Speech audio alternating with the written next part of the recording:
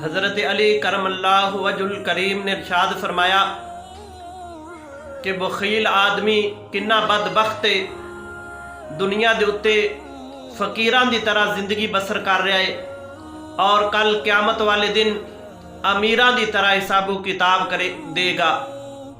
तो हदीस पाक के अंदर आंदा है, मेरे आका करीम सल्लल्लाहु अलैहि वसल्लम ने इरशाद फरमाया कि अल्लाह तबारक व तआला ने आसमान के उत्ते दो फरिश्ते पैदा किए ने।